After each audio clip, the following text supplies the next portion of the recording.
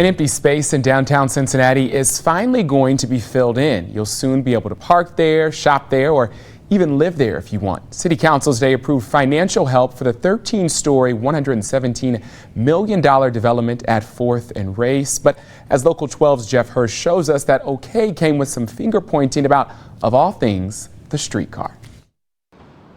For a lot longer than many want to remember, this vacant lot across the street, the old Pogue's garage site, has generated nothing but controversy and municipal angst. But finally, after years of fits and starts, something is finally going to go here. The idea for something big here, parking, apartments, retail, dates to 2012. The garage was torn down and then nothing. But today, with the project somewhat tweaked, City Council okayed a $14.5 million combination of grants and tax breaks for 6 stories of parking with 7 stories of apartments plus retail on the first floor. And so the choice really is keeping it a vacant lot or moving forward. A potential sticking point was the streetcar. Most downtown and over the Rhine developers contribute money to streetcar operations in return for tax incentives. The developers here said that amount, $22,000 a year for 15 years, was a deal breaker.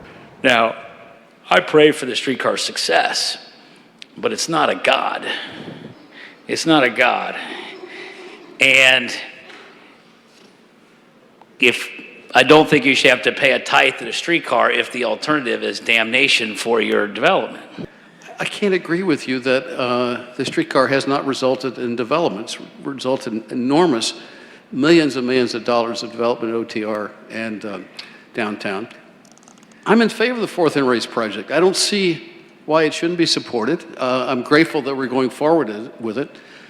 I do think, circling back around to the streetcar at every opportunity, is one of the reasons that we have the problems with the streetcar that we do.